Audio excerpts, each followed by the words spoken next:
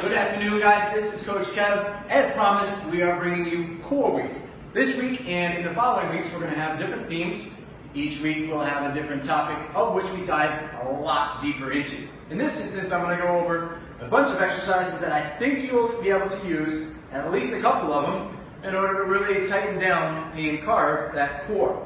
So I'm not going to do a lot of talking. I am going to do a lot of working out. I hope you can join me if you have the equipment available. If not, you know where we are, 72nd in Lexington in New York City. If you can't get to us, I hope you can use these exercises to your advantage. And if you need more instructions, make sure to reach out to us. We can certainly help you with that. Without further ado, let's get into it. A lot of exercises to cover. I promised 14, we may get to 15. Okay? So the first thing I'm going to do, and you don't have to use a yoga block, you could just use a half foam roller if you have that. We're going to do what's called a cross body elbow to knee. So what I'm going to do is I'm going to basically get this knee, this elbow glued together, and then I'm going to take off the other foot and hand. And the closer that I am to the ground with that foot, the harder this is. What you're going to notice here is you have to actually push. If you don't push, that's going to happen. Okay? And then make sure to do the same amount of time on both sides, gently holding the back of that neck. This is a cross body, elbow to knee, but again, squeezing that block. If that's too easy, feel free to come up just a little further and really drive and hold. Okay? That isometric movement, okay, no movement actually, but the isometric exercise isn't as easy as it looks. So that's number one. That's called the elbow to knee with an isometric hold. After that, one of the other exercises I'm a big fan of is a hand to toe. So from here, you're just going to take your right hand to the opposite foot as it comes up, slightly elevate from that right shoulder, and then breathe in, build that tension, and then back up.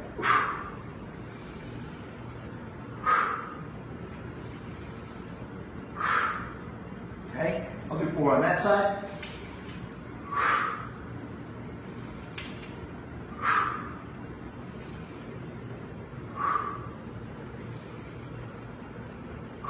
Making sure to take your time as you open. A lot of people will rush through it, and I'm going to promise you, you won't feel it as much as if you control and own every part of that movement. Now, the next part, okay, is a harder version of that exercise.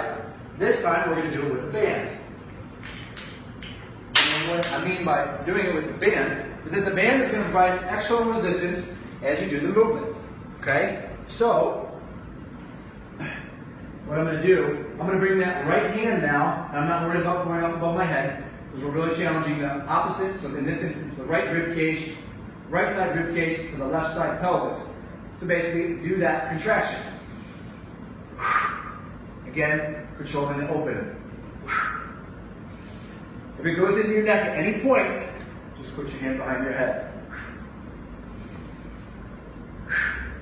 Okay? You don't necessarily need a lot of reps here for this to be effective. I'll show you 4.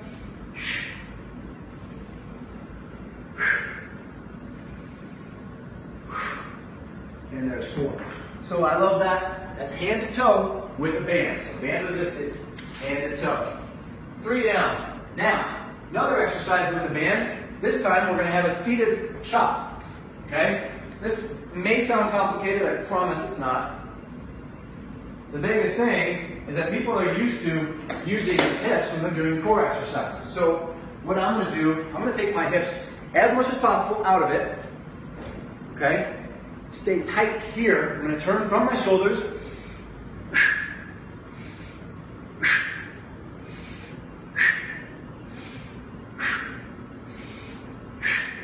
And then do the same on the other side. Before I switch to the other side though, I want to note one thing.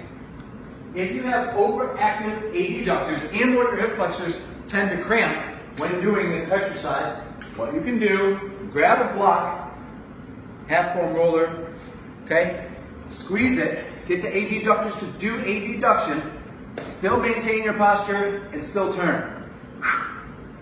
For a lot of people, including myself, this maximizes how much the abs work,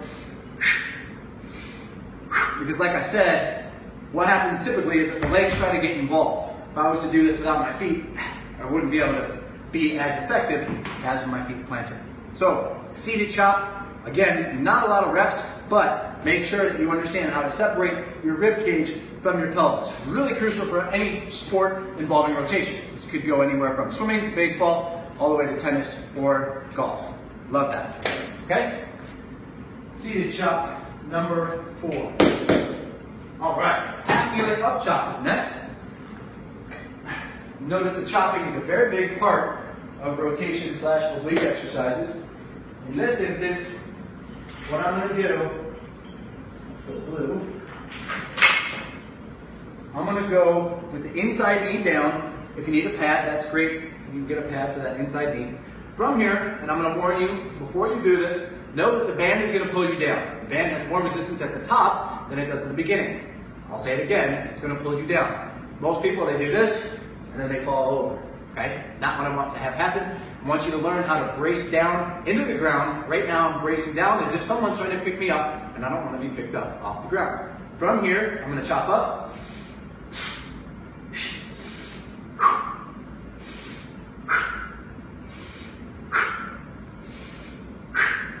And then same thing on the other side. I'll show you just for giggles here.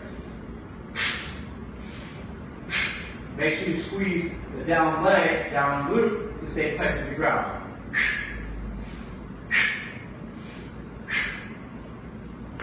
There's 5. Again, that's a half kneeling chop up. Okay, next, I'm going to go into a staple, but this is kind of an origin exercise. What I mean by that is from all movement, there's a lot of basic components that are involved. In this instance, we're going after a half get up instead of a Turkish get up. Okay, we're breaking down movement at the fundamental level, and if you can't do this part, the Turkish get up really doesn't become a get up. Instead, you're probably rolling, not using the muscles that you should, and compensating with the arms or legs, and not using the body as one. So, what I'm going to do, I'm going to have whatever knee is up. Actually, I'll go the other side so you guys can see it. Whatever knee is up, that's the hand that's up. So we'll start there. The other thing is that you always want to be a little bit open. Doing the half get up or the full get up with your legs close together, you're really going to have a tough time bracing down. So we want a good amount of pressure on this leg, and then eventually on this forearm. But first, let's get this guy up here. Okay? You don't need to go heavy. You don't need to go for a lot of reps. But what you can do is go for a lot more tension. So I'm going to press, hold it steady. I want this fist stay above my elbow, stay above my shoulder the entire time. Okay, now I'm going to reach out, almost like I'm reaching for something. That left elbow is going to stay glued to the ground, as is that left hand. From this position, I'm going to push between my right foot and my left elbow to come up. And then from this position, we're going to do the final hip hinge, or glute bridge. Back down, hip hinge back down, elbow back down, and back down. You'll notice, really taking my time, owning each position, and the eyes stay up. You have a 40-pound piece of metal above your head. It's probably a good idea to keep your eyes on the bell.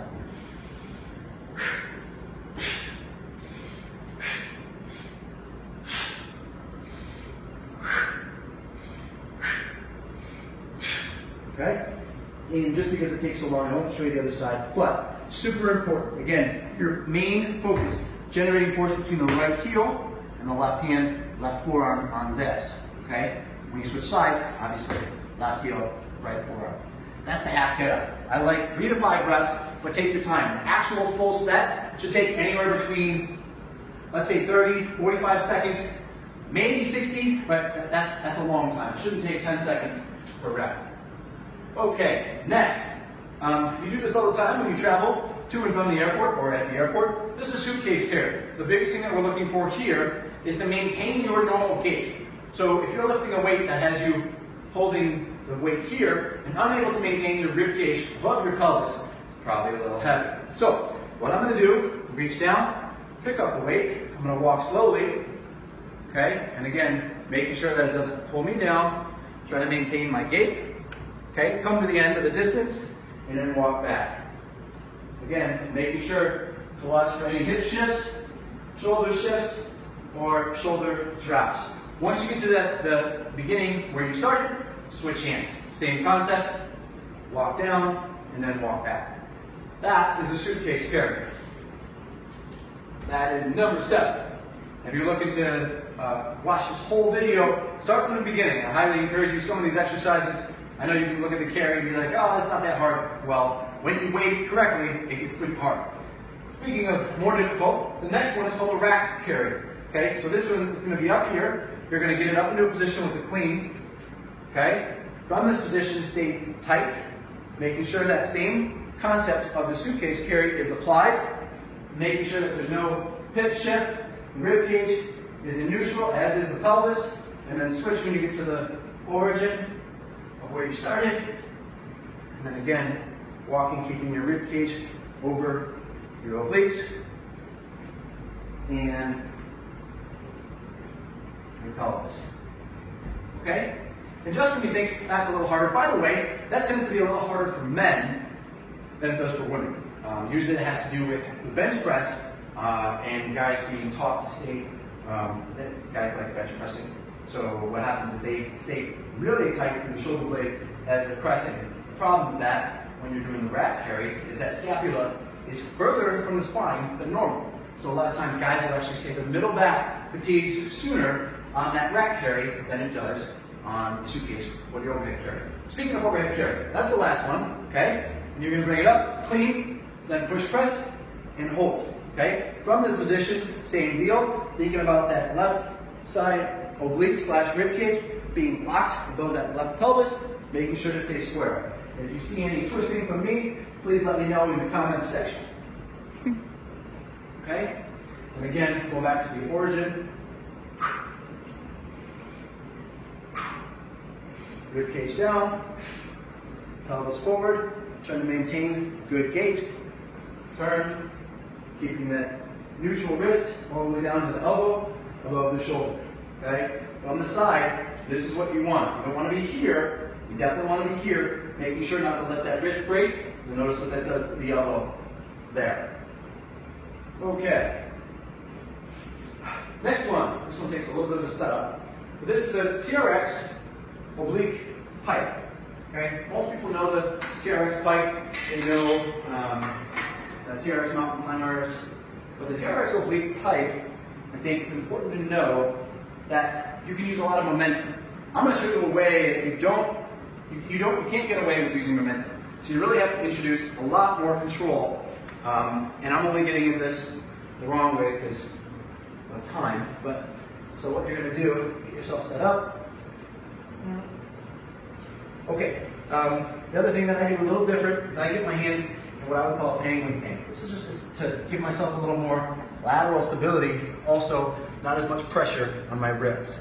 So from here, we're going to do 2 reps of a pike to one side and then 2 reps to the other. This is very different than most people when they recommend to do an alternating pike.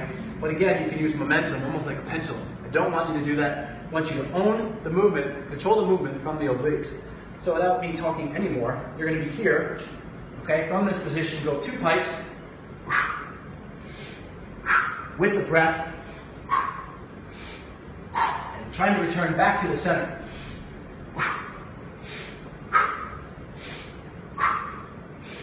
I'll do 2 more.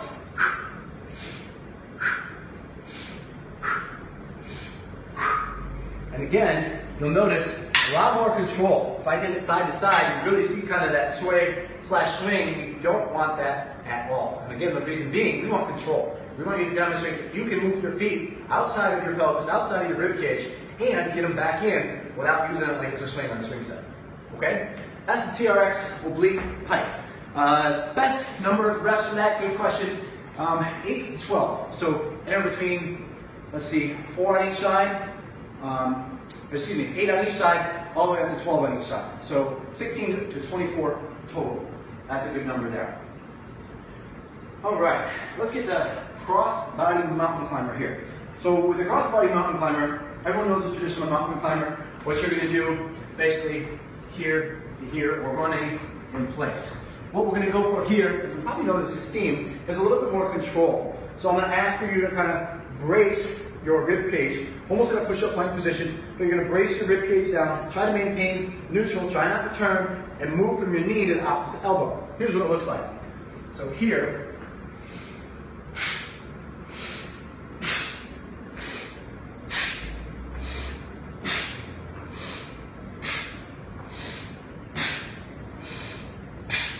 notice the breathing, and I'm really focused on keeping that rib cage in neutral.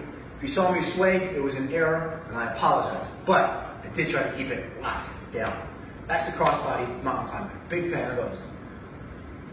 Up next, half kneeling lift with a kettlebell. We need a slightly lighter weight.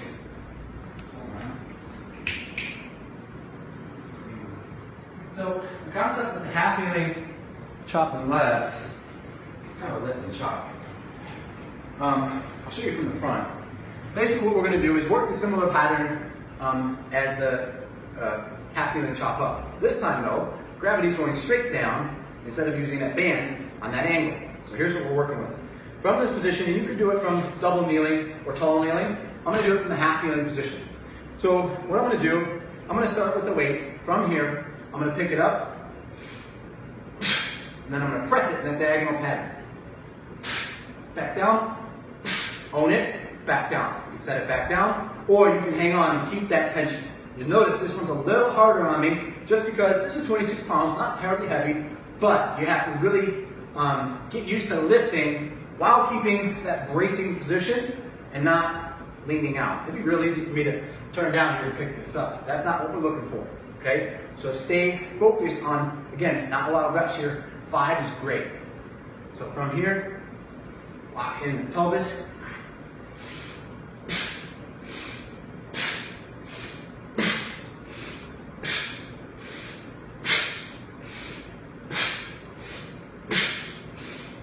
And just to show you the other side, again, you want to do both sides here. Make sure that you, if you do have a difference in your sides, emphasize the one that is weaker first. Usually what happens is people get a little bit more tired from the first side to the second side. So start with the first side with the weaker side, okay? So from here, again squeezing.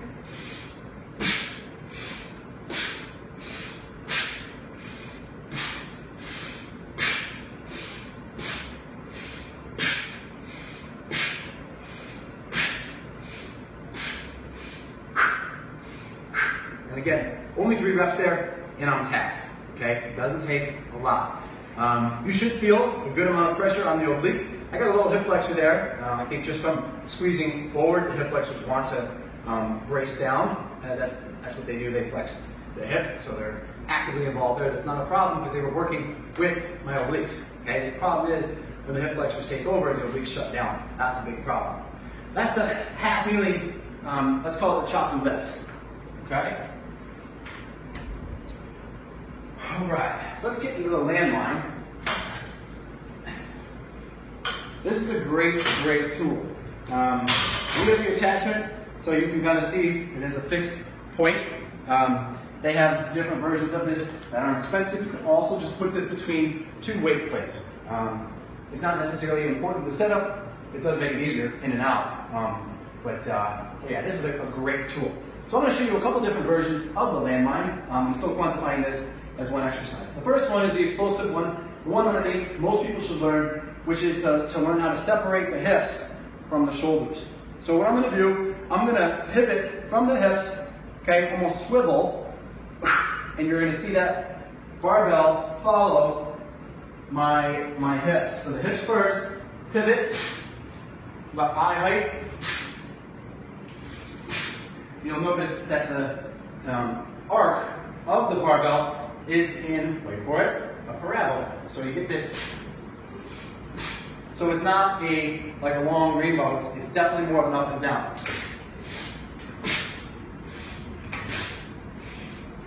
And the hips happen first. Now, that's part 1. If you're having problems, I shouldn't say problems, if you're having difficulty learning the movement and not really feeling it here, what you can do too is stay locked down, grab the ground with your legs, bend your knees just slightly, and you can turn until you can't not turn anymore, and then back to the beginning. almost like an anti-rotation. So letting the barbell go, can't go anymore.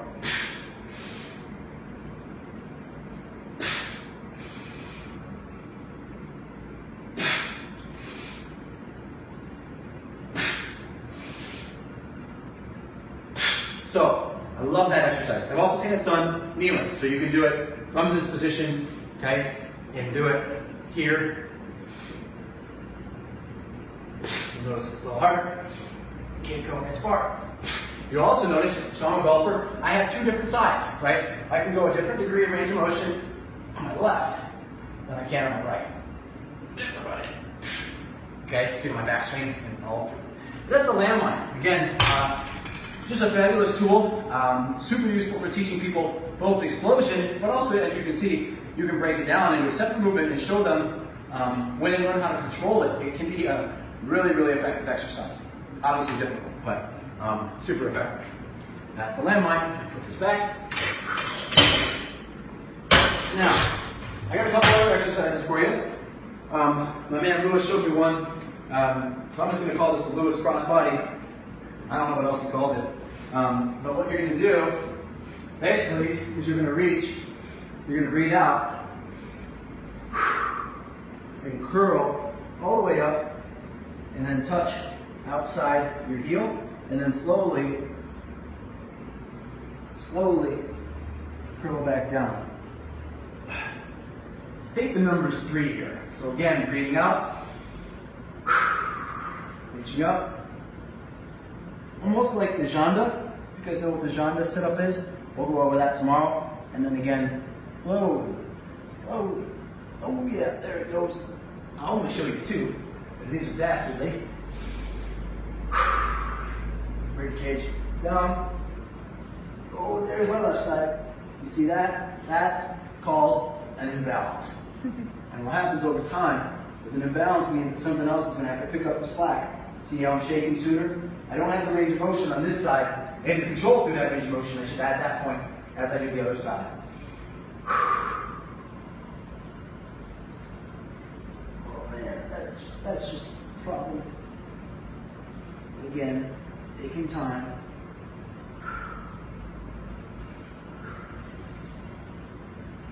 To own that movement. So, we're just going to call them the Lewis oblique exercises for now, because I don't know what else they're called.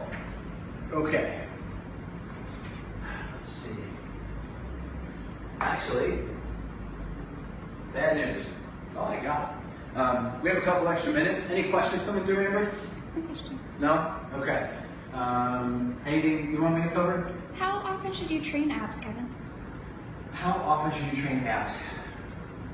You know, there's a lot of conversation going around right now about volume. Volume is sets times reps. For people as they age, and I mean that's not from an actual aging standpoint, like you were born in 1950, now you're, 66. That's not the point. It's that if you've been training for 30 years, you're probably going to need to do a lot more volume than the person that's only been training for 2. So I think the answer here is it depends on the amount of time that you, basically if you spend 8 to 10 minutes a day, that's not a lot of volume. That's only going to be probably 80 reps of abs. That's not a lot. Whereas we see some people that we throw 300 to 400 reps. That's a lot of reps. Add them for a chest, back, etc. And they really grow. But what happens is we can't throw that in a beginner. We throw 80 to 120 in a beginner and they're sore for days. Meanwhile, someone who's more advanced in their training age, so from the time that they started training to the time that they are now, that's going to really dictate how many times a week they should be training abs. Me personally, honestly, I don't do it enough. So this is a self-serving exercise where I'm showing you some exercises, but I'm also reminding myself how important these exercises are as far as a foundation, right? I told you the foundational movements, the half get up precedes the Turkish get up. A lot of these chop and lifts are really important for any cross or contralateral loading, for single leg RDLs and lunges. So they're really super important as far as the frequency is concerned, but also from the basics are concerned. So I think you're going to feel these exercises if you do this completely different than you would tomorrow's workout, and same with Wednesdays, and same with Thursdays. So that's going to be my wrap, unless you have anything else, Amber. Any other questions? No. Okay, so that's going to be my wrap for today. Thanks for joining me. We'll have this uploaded. We'll probably put it on Vimeo just because that's a little longer. And what that'll allow us to do is to put some subtitles on here and to give you the cues, the exercise names as we go along in the video. So thanks for watching and stay tuned. We'll see you tomorrow at 12 noon.